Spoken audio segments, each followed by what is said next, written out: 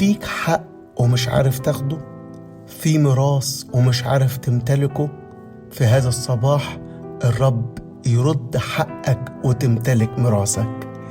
لا تبرحوا رقم 21 في سفر العدد وأصحاح 27 بيتكلم عن راجل اسمه صلفحات، معنى اسمه مصنوع من حديد، لكن كانت خلفته كلها بنات، وده كان أمر صعب في العهد القديم، وكمان مش من حقهم يورثوا.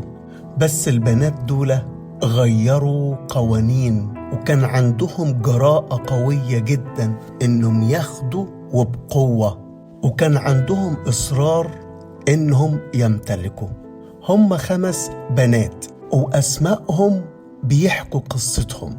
فالبنت الأولى سماها محلة، لأن أبوها حس إن ده أمر صعب فمعناها مرض. وبعدين جاب بنت تاني فسماها نوعة، يعني رجة أو اهتزاز أو صدمة، فاتصدم إن مرة تاني جاب بنت. وبعدين برضو جاب بنت تالتة فسماها حجلة، يعني مش عارف يعمل إيه، بدأ يحجل، لا عارف يتكلم ولا عارف يسكت، لا عارف يذهب ولا عارف يجي. وبعدين جاب بنت رابعة فسماها ملكة، يعني مشورة. قال لا، الموضوع عايز مشورة من ربنا، الأمر فوق إدراكي. فبعدين جاب بنت برضو 5 فسماها ترصة، يعني ابتهاج وفرح.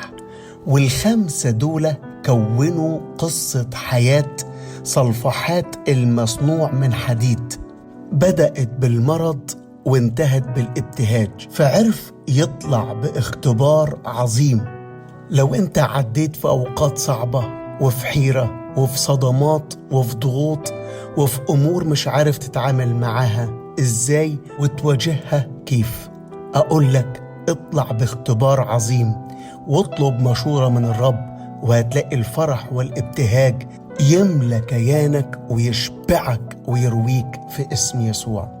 أنا بستقبل في هذا الصباح نقلة جديدة لناس حسوا في وقت من الأوقات بضعف شديد وصدمات وأمراض، ويمكن قالوا ليه يا رب أنا بالذات، وليه يا رب تعمل معايا كده. لكن لما طلب المشورة الرب فرح قلبه وخلاه في ابتهاج. وبعدين مات صلفحات، وبدأت قصة الاختبار العظيم تعلن وبقوة. فتقدمت بنات صلفحات إلى باب خيمة الاجتماع قدام الشيوخ لموسى، وبدأوا يقولوا له كده: أبانا مات في البرية ولم يكن له بنون، أعطنا ملكه. ال5 مع بعض اتقدموا. لو حسيت بظروف صعبة عليك وضغوط وإمكانياتك بسيطة وضعيفة، من فضلك اتقدم وخلي عندك جراءة، لأنك هتاخد كل ما في قلبك. ويقول الكتاب وهم بيسألوا ومليانين بالجراءة: لماذا يحذف اسم أبينا؟ بعدين يجي الرب هللويا في عدد 6 يقول كده: حقا تكلمت بنات صلفحات فتعطهن ملك نصيب بين إخوة أبيهن.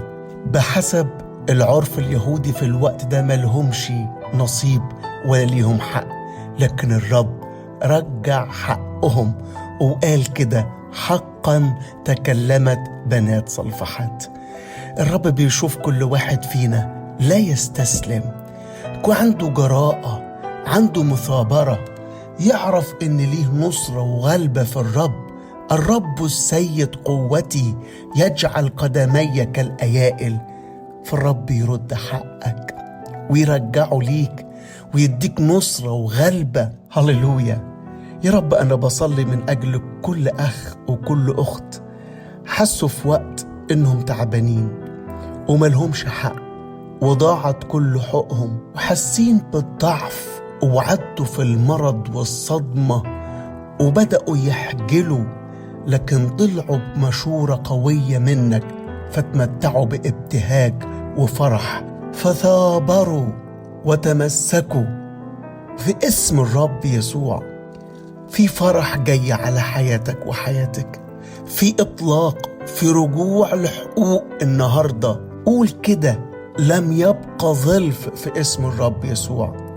أخذ ميراثي، أخذ حقي، محدش يقدر ياخده ولا يكسره ولا يعطله، لكنني بكل يقين أمتلكه في اسم يسوع. الرب يبارككم، يومكم مليان بالخير والنعمة. آمين.